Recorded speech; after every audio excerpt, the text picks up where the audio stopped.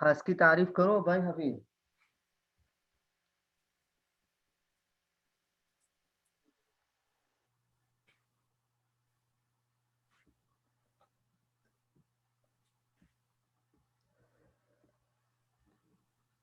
جی لفظ وضع لمعنى معلوم او لمسمى معلوم على الانفراد. عام کی تعریف. عام کی تعریف یاد نہیں ہے ویسے. اور وہ لفظ ہے سے شامل ہے جو افراد سے جمع میں آتا ہے، افراد کے مجموعے پہ بولا كل جاتا لفظ ہے. ينتظم جمعا من الافراد، یعنی افراد کے مجموعے پر. جیسے مسلمون پوری مسلمانوں کی جماعت پر، مشرکون پورے مشرکین کی جماعت پر. یہ لفظی اعتبار سے یا معنی کے اعتبار سے، جیسے من یہ ذی روح کے لیے اور ما غیر ذی روح کے لیے. تو اس میں مسلم ہوگا تو وہ ہم اس کو ہم خاص کہیں گے، اور مسلمون ہوگا تو وہ پھر عام ہو جائے گا. جی ہاں جی. تو ہم نے یہاں تک پڑھ لیا تھا حکم ہے نا. اس کے بعد کہا تھا کہ مثال سے آج پڑھیں گے. مثال فی قول تعالی یتربصن بانفسهن ثلاثه قروء فان لفظة ثلاثة خاص في تعريف عدد معلوم. فإن لفظة الثلاثة اس کا مضاف الیہ بنا لیں. خاص في تعريف عدد معلوم فيجب العمل به ولو حمل الأقراء على الأطهار كما ذهب إليه الشافعي رحمه الله تعالى باعتبار أن الطهر مذكر دون الحيض، وقد ورد الكتاب في الجمع بلفظ التأنيث دل على أنه جمع المذكر وهو الطهر. لزم ترك العمل بهذا الخاص لأن من حمله على الطهر لا يوجب ثلاثة أطهار بل طهرين وبعد الثالث وهو الذي وقع فيه الطلاق. اس کو کرنے سے پہلے مفتی صاحب ایک دفعہ دوبارہ یہ صرف پہلا جو حصہ ہے نا فالخاص لفظ وضع لمعنى المعلوم، اس کی ذرا یہ جو پہلی لائن ہے نا اس کا ذرا دوبارہ بتا دیں انفراد تک، یعنی یہاں تک کچھ سمجھ جمع کر دیجیے، اس کی بات واضح ہو جاتا ہے. بسم اللہ الرحمن الرحیم. فصل فی الخاص والعام، خاص اور عام کے بارے میں. خاص کی تعریف کر رہے ہیں. فالخاص لفظ وضع لمعنى المعلوم، خاص وہ لفظ ہے جو معلوم معنی کے لیے وضع کیا گیا ہو. جیسے کتاب، قلم، علم، جہل، کھڑا ہونا، بیٹھنا، یہ معلوم معنی ہو گیا. جی. اولی مسمن معلوم، یا معلوم ذات کے لیے، جیسے زید، عمر، بکر، کتاب، قلم، یہ معلوم ذات ہو گئی. علل انفراد، انفراد کے طور پر، یعنی الگ الگ طریقے سے. جیسے کہ ہمارا قول فرد کی تخصیص میں کہیں گے زیدن، اور نوع کی تخصیص میں کہیں گے رجل، اور جنس کی تخصیص میں کہیں گے انسان. ٹھیک ہے. انفراد کا مطلب الگ الگ طریقے سے، الگ الگ الگ الگ طور پر. یعنی ایک نام کے بہت سے زید ہو سکتے ہیں نا. جی جی جی. لیکن الگ الگ طور پر ان کو پکارا جائے گا تو وہ ہو جائے گا خاص.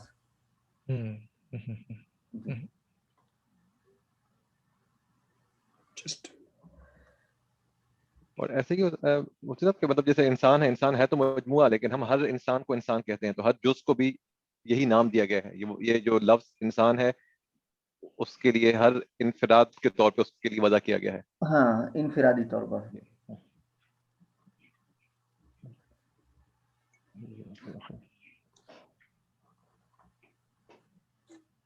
چلیں آگے.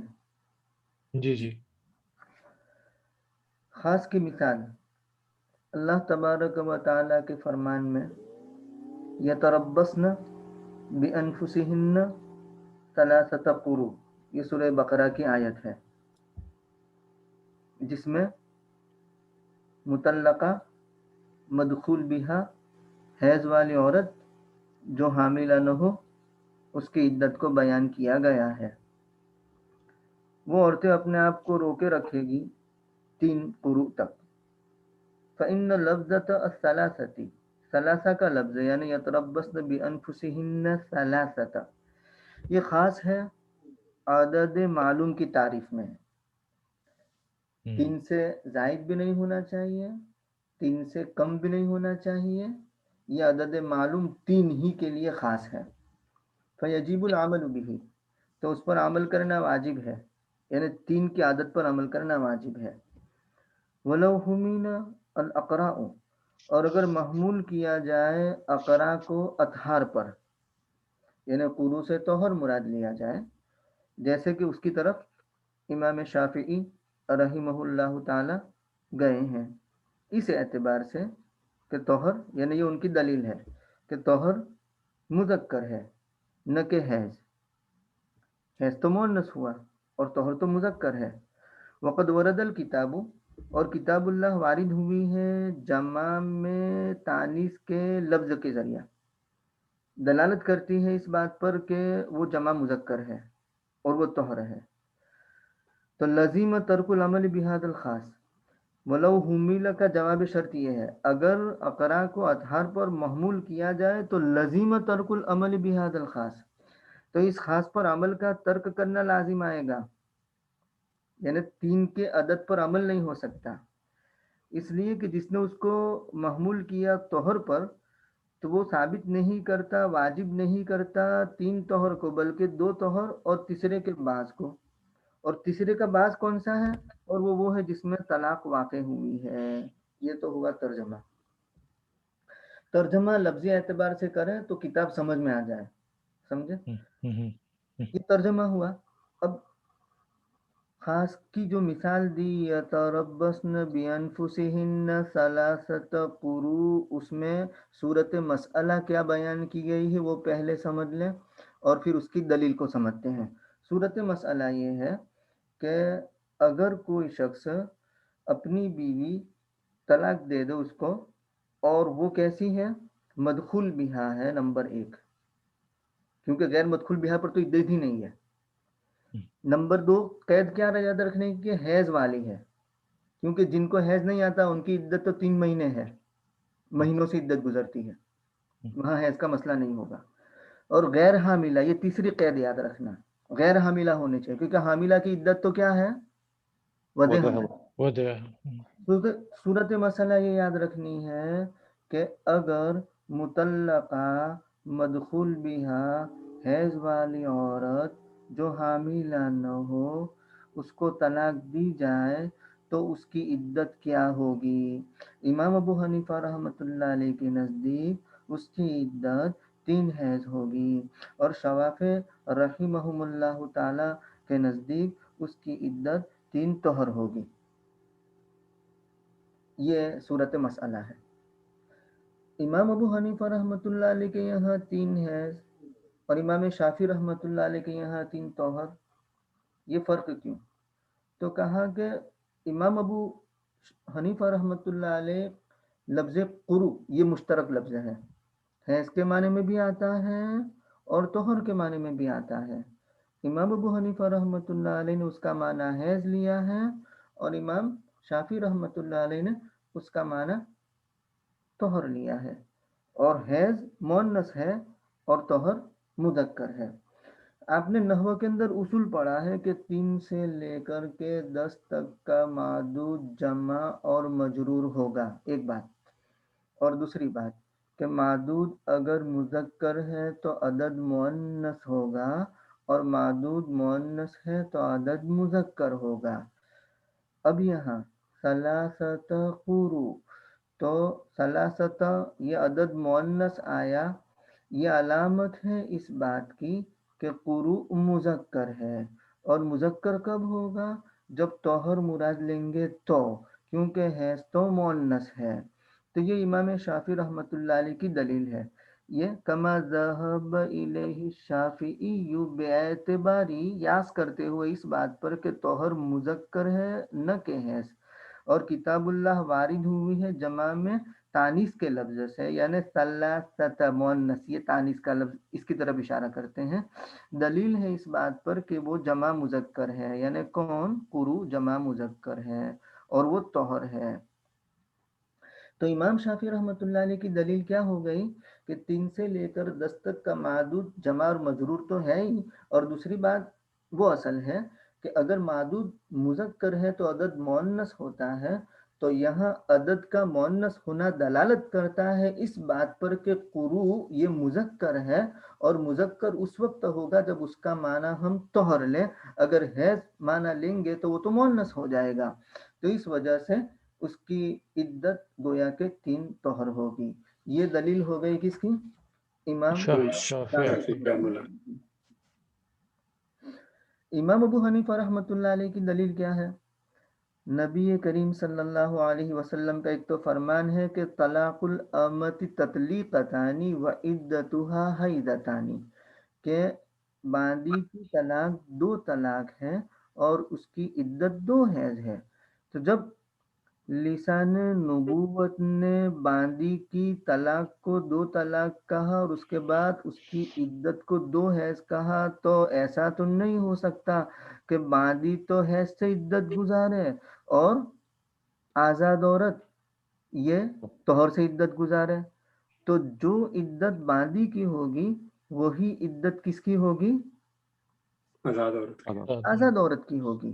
تو جیسے باندی کی عدت حیض سے گزرتی ہے، ایسے ہی آزاد عورت کی عدت بھی حیض سے گزرتی ہے۔ دوسری دلیل ہم قرآن کریم سے یہ لے سکتے ہیں کہ اللہ تبارک و تعالیٰ نے سورہ طلاق میں ان عورتوں کی عدت کو بیان کیا ہے جو حیض سے مایوس ہو چکی ہے، واللائی یئسن من المحیض من نسائکم ان ارتبتم فعدتہن 3 اشہر، وہ عورتیں جو حیض سے مایوس ہو چکی ہیں، مینوپوز کو پہنچ چکی ہے تمہاری عورتوں میں سے، اگر تمہیں شک ہو تو ان کی عدت 3 مہینے ہے۔ واللائی لم یحضن، اور وہ عورتیں کی عدت جن کو حیض نہیں آتا ان کی عدت بھی کتنی ہے، یعنی چھوٹی ہے، مثال کے طور پر صغیرہ ہے، ان کی عدت بھی کتنے مہینے ہیں؟ 3 مہینے ہیں۔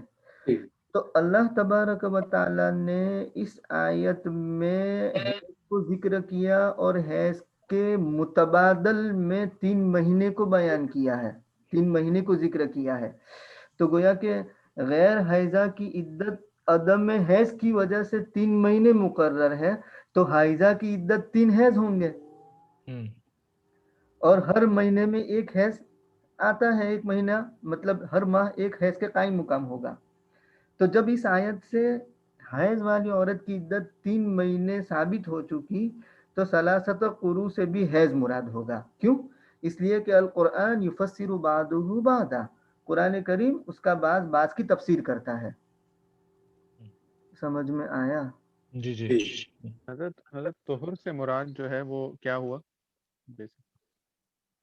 طہر سے مراد پاکی کے ایام، پاکی کا یعنی صرف ایک حیض پہ اس کا ہوا؟ اصل میں نہیں، مسئلہ یہ ہے، تھوڑی سی وضاحت، اور قروء جو ہے یہ قرء کی جمع ہے نا، قروء ازداد میں سے ہے، یہ پاکی کے لیے بھی استعمال ہوتا ہے اور جس میں خون آ رہا ہو اس میں بھی، اس کے لیے بھی یہی لفظ استعمال ہوتا ہے۔ تو اس کی تعیین کیسے ہو کہ اس کو یہ مانے کہ وہ مانے، تو اس کی تعیین حاصل کرنے کے لیے، اس کو معلوم کرنے کے لیے کہ کون ہو، یہ ائمہ کا اختلاف ہے۔ امام ابو حنیفہ اور امام مالک کی رائے یہ ہے کہ اس سے مراد، امام ابو حنیفہ اور امام احمد کی رائے یہ ہے کہ اس سے مراد ناپاکی یعنی حیض ہے، اور دونوں ائمہ امام شافعی امام مالک کی رائے یہ ہے کہ اس سے طہر مراد ہے۔ تو ان کی پھر دونوں کی دلیلیں دے رہے ہیں، طہر بمانے پاکی، حیض بمانے، یعنی اس کو پھر قرء نہیں بول رہے کیونکہ پھر مشکل ہو جائے گی اس میں کون سا معنی لے رہے ہیں۔ صحیح ہے، تو اب طہر اور حیض کہیں گے۔ تو ڈیفینیشن سے مراد کہ حیض سے مراد کہ جب حیض ختم ہو گیا، طہر سے مراد نہیں کیا ہوا کہ اس حیض سے پاکی ہو گئی؟ نہیں، 3 حیض آنے چاہیے یا 3 پاکی آنی چاہیے۔ تو حیض جب بھی آپ طلاق دیں گے، طلاق کب دیں گے؟ طلاق دینے کا شرعی طریقہ ہے کہ پاکی میں دیا جائے، تو اس پر اعتبار کرتے ہوئے آپ نے پاکی میں طلاق دی، صحیح ہے۔ جس پاکی میں طلاق دیں گے اس کے کچھ لمحہ تو گزر چکا ہوگا کہ نہیں، ہے نا؟ تو اس کے امام شافعی یہ فرماتے ہیں کہ اس سے ہم جب بھی طلاق دی آپ نے اس کے بعد 3 پاکیاں گزرنی چاہیے۔ امام ابو حنیفہ یہ کہتے ہیں کہ نہیں، 3 حیض گزرنے چاہیے۔ 3 حیض میں آپ 3 हैज ले सकते हैं, 3 पाकी आप ले ही नहीं सकते, या तो 3 से ऊपर होगी या 3 से कम होगी, क्योंकि जब आप पाकी में तलाक देंगे तो उस पाकी को या तो काउंट करेंगे या काउंट नहीं करेंगे। तो उस पाकी को अगर आपने काउंट किया तो मसलन आपके कह लीजिए कि किसी औरत के 10 दिन की हैज और 20 दिन की पाकी होती है, ठीक है, तो 10 दिन के हैज में गुजारने के बाद आपने उसको सुन्नत के मुताबिक पाकी में तलाक दी, तो पाकी का एक लम्हा भी अगर गुजर गया तो गुजर गया ना, पाक होते भी देंगे तो आप ये तो नहीं हो सकता कि आपने जैसे ही दिया इधर सेकंड पे उसी सेकंड पे दे दी तलाक, उसको 5, 10, 15 मिनट, आधा घंटा, 1 दिन, 2 दिन, जब भी कुछ ना कुछ तो गुजरेगा। वो कहने ही में जितना टाइम लगेगा वो भी आपको जैसा पता चलेगा उसमें ही कुछ वक्त गुजर चुका होगा। तो अब आप या तो उस पाकी को वो जो 20 दिन में जिसमें आपने तलाक दिया गो उसके बिल्कुल बिगनिंग में भी दिया हो उसको काउंट करेंगे या नहीं करेंगे। अगर आपने उसको काउंट किया तो उसके अलावा 2 और पाकियां आएंगी, हैज आएगा 20 दिन के बाद 10 दिन के लिए, फिर 20 दिन का हैज पाकी, फिर एक और, तो वो दोनों प्लस ये वाली 3 इसको आपने काउंट किया तो, लेकिन ये 3 पूरी नहीं हुई, 5, 10, 15 मिनट, 10 सेकंड, 1 घंटा, 2 घंटा, 1 दिन, 5 दिन, जो भी टाइम इसका जिस वक्त आपने तलाक दिया था गुजर चुका था पाकी का, वो काउंट नहीं हुआ, तो 3 पूरे नहीं हुए उसके पाकी के, यानी 60 दिन पूरे पूरे नहीं बने, नहीं बन सकते कभी भी।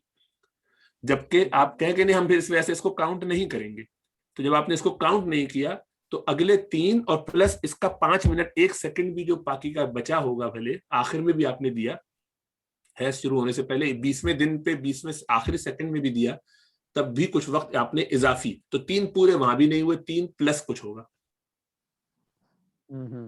आई समझ में बात? जी। और हैज में 3 हो जाएंगे पूरे। हैज में तो आप जब भी पाकी में तलाक देंगे, पहला वाला भले अगले दिन भी आया, 1 मिनट बाद भी आया, तो पहला हैज हो गया कि नहीं, चलो होगी जी। फिर दूसरा वो भले उस पर टाइम से कोई फर्क ही नहीं पड़ता। तो इमाम शाफी रहमतुल्लाह अलैह की दलील नहवी कायदा है और इमाम अबू हनीफा रहमतुल्लाह अलैह की दलील कुरान करीम की आयत और इसी तरीके से हदीस है। और रही बात इमाम शाफी रहमतुल्लाह अलैह की जो दलील है तो उसका जवाब देना होगा, तो उसका जवाब ये कह सकते हैं हम कि वो नहवी हजरात अल्फाज से बहस करने वाले हैं न कि माने से। और लफ्ज़ कुरू जो है वो मुज़क्कर अगरचे हैज़ जो उसके माने हैं वो मुअन्नस है, तो नहवी हजरात किससे बहस करते हैं? अल्फाज से बहस करते हैं, और हमारी जो गुफ्तगू है वो माने से मुताल्लिक है। तो उन्होंने तो कुरू के लफ्ज को मद्देनजर रखते हुए सलासत को मुअन्नस इस्तेमाल किया है, मुअन्नस लाया गया है। समझ में आया? लफ्ज़ कुरू खुद से जो है मुज़क्कर है, ये कह रहे हैं। हाँ, लफ्ज कुरू को मद्देनजर रखते हुए माने के तरफ इल्तिफात नहीं है, समझे? तो नहवी हजरात अल्फाज से बहस करते हैं न कि माने से। और कुरू का लफ्ज क्या है? मुज़क्कर है, अगरचे उसका माना क्या है? मुअन्नस है या नहीं है। तो अब खुलासा ये निकला कि कुरान करीम का मदलूल कतई सलासत कुरू 3, न एक ऊपर न एक नीचे, इस पर अमल उसी वक्त हो सकता है जब हैज मुराद लें। अगर तोहर मुराद लेंगे तो जैसे अभी डॉक्टर साहब ने अर्ज किया, उस सूरत में कुरान के मदलूल कतई 3 यानी सलासा लफ्ज पर अमल नहीं हो सकता। और 2 सूरतें हो सकती हैं। एक सूरत तो ये हो सकती है कि तलाक देने का मसनून तरीका पाकी के अय्याम में तलाक देना है, तो जिस पाकी के पीरियड में तलाक दी उसका कुछ हिस्सा गुजर गया, उसको शुमार करेंगे तो वो नाकिस रहेगा, और उसके बाद के 2 तोहर शुमार कर ले तो 2 और कुछ हुआ, 3 पूरे पर अमल नहीं हुआ। दूसरी सूरत ये है कि पाकी के जिन अय्याम में जिस पीरियड में तलाक दी है उसको भी शुमार कर लिया जावे, और उसके बाद मुस्तकिल दूसरे 3 तोहर को शुमार कर लिया जावे, तो उस सूरत में 3 से ऊपर हो जाएगा। तो कुरान करीम का मदलूल कतई खास लफ्ज 3 उस पर अमल नहीं होता तोहर का माना लेने की सूरत में। और हैज का माना लेने की सूरत में क्या होगा कि जब पाकी के अय्याम में तलाक दे दी उसके बाद हैज आएगा, वो पूरा हैज होगा, उसके बाद तोहर आएगा, गुजर गया, फिर हैज आएगा दूसरा, वो पूरा हैज होगा, फिर तोहर आएगा, उसके बाद तीसरा हैज आएगा, वो पूरा हैज होगा, तो तीसरे हैज के इख्तिताम पर उसकी इद्दत पूरी हो जाएगी। तो हैज का माना लेते हैं तो कुरान के مدلول قطعی لفظ ثلاثہ جو خاص ہے اس پر عمل ہو جاتا ہے. اگر طہر مراد لیتے ہیں تو ثلاثہ پر عمل ہوتا نہیں ہے. تو یہ اصول بن گیا. اب اس اصول پر امام ابو حنیفہ رحمۃ اللہ علیہ اور امام شافعی رحمۃ اللہ علیہ کے درمیان مسائل کا جو اختلاف ہوگا، جو تفریعات نکلے گی، ان تفریعات کو بیان کیا جا رہا ہے آگے. پڑھیے حضرت. اس میں جو ہے ماشاءاللہ یہ مولانا جمیل احمد سکروٹوی صاحب نے بہت ہی خوبصورت دو اور دلائل بھی بیان کیے. اچھا ہے کہ وہ بھی سامنے رہیں، کیونکہ اب ذرا چیزیں کھل جاتی ہیں تو پھر لوگ کہتے کہ دیکھا آپ نے تو ہماری ایک ہی دلیل بیان کی، دوسری دلیل بیان نہیں کی. تو اگر اجازت ہو تو وہ بھی پڑھ کے ہاں بالکل پڑھیں. سنا دو. فَطَلِّقُوهُنَّ لِعِدَّتِهِنَّ. جی جی جی آپ کے پاس ہے تو آپ پڑھ لیجیے اس میں سے. نہیں پڑھیں. اچھا جی میں ذرا دیکھ لوں کہاں سے شروع کرنا ہے، پورا نہ پڑھنا پڑے. ہاں لفظ قرو سے حیض مراد ہونے پر. اچھا ایک تو یہ حضرت کی ہماری دلیل بات امام شافعی کی دلیل جس کو کہاں ہے دوسری دلیل حضرت عائشہ کا یہ ہو گیا امام. ہاں بالکل یہ بڑا اچھا ماشاءاللہ آگے مل گیا. امام شافعی کی دلیل یہ ہے کہ آیت ثلاثہ مؤنث مذکور ہے اور عربی زبان میں 3 سے 9 تک کے عدد کے استعمال کا قاعدہ یہ ہے کہ معدود یعنی تمیز اگر مذکر ہو تو عدد مؤنث آئے گا، اور اگر معدود مؤنث ہو تو عدد مذکر آئے گا. قروء کے معنی حیض مؤنث ہے اور طہر مذکر ہے. بس لفظ ثلاثہ کا مؤنث ذکر کرنا اس بات کی علامت ہے کہ قروء کے معنی طہر کے ہیں جو مذکر ہے. اگر قروء کے معنی حیض کے ہوتے تو ثلاثہ کی جگہ یعنی تا کے بغیر لاتے مذکر لاتے. یہ تو حضرت نے بیان فرمایا. اس کے علاوہ کہتے ہیں کہ قوت الاخیار میں حضرت نے جمع کیا ہے، کہتے ہیں 2 اور دلیلیں ہیں اس کے علاوہ شوافی کی. ایک تو یہ کہ آیت میں تربص باب تفاعل سے آیا ہے، اور باب تفاعل کا خاصہ تکلف ہے، یعنی متعلقہ عورتیں اپنے آپ کو بتکلف روکیں. اور بتکلف روکنا رغبت کے زمانے میں ایک گناہ بے رغبتی ہوتی ہے.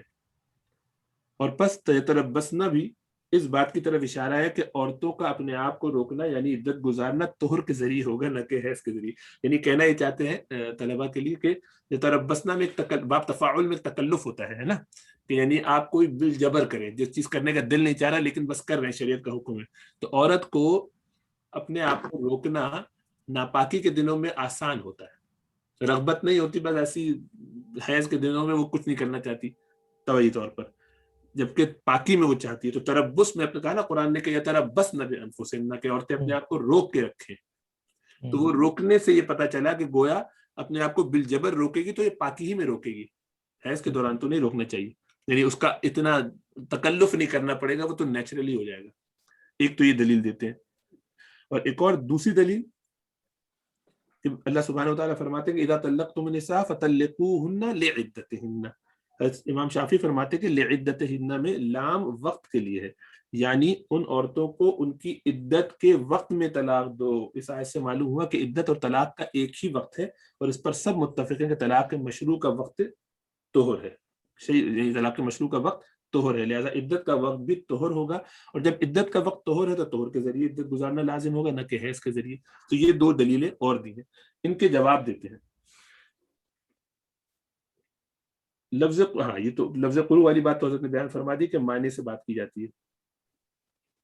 قرآن میں اس بات پر روکنے کا کہا گیا ہے کہ عورتیں عدت کے زمانے میں نکاح وغیرہ کی بات چیت سے اپنے آپ کو روکیں. جب ایسا ہے تربص. اچھا تربص سے نکاح مراد، نکاح سے روکنا. ہاں بالکل فرماتے ہیں کہ عورتیں عدت کے زمانے میں تربص سے مراد ہے، اگرچہ اس میں یہ تو رغبت نہیں ہوتی کہ مرد کی طرف جائیں ایسا کچھ کریں، لیکن اپنے آپ کو بنائے سنوارے، لیکن نکاح کی بہرحال بات چیت کرنے کی رغبت ہوتی ہے دوران حیض بھی. تو اس سے روکا ہے کہ اس سے اپنے آپ کو بالجبر روکیں. تو تربص اس طرف مشیر ہوگا کہ وہ نکاح کی بات یا نکاح کا تذکرہ بھی نہ کریں، اور اس میں تربص پایا جاتا ہے. اس میں بتکلف اپنے آپ کو روکنا ہوگا، کیونکہ وہاں بھی طبعی طور پر نکاح کا ڈسکشن کرنے میں تو کسی کو مذاکرہ نہیں ہوتا نا، شوہر کی ضرورت نہ محسوس کرے عورت اس وقت، لیکن یہ تو ہے کہ نکاح آگے جو پلاننگ کرنی ہے وہ تو کر سکتی ہے. تو اس سے تربص. تو ایک تو اس کا جواب یہ دیا، اور دوسری والی دلیل کا جواب دیا حضرت. میں وہ تھوڑا سا ڈھونڈ رہا ہوں کہ کہاں ہے. لعدتہن، فطلقوهن لعدتهن، لعدتہن کو جو انہوں نے کہا ان کی عدت میں جواب دو. اس کا جواب انہوں نے یہاں پہ نہیں دیا غالباً، یہ مجھے نظر نہیں آ رہا.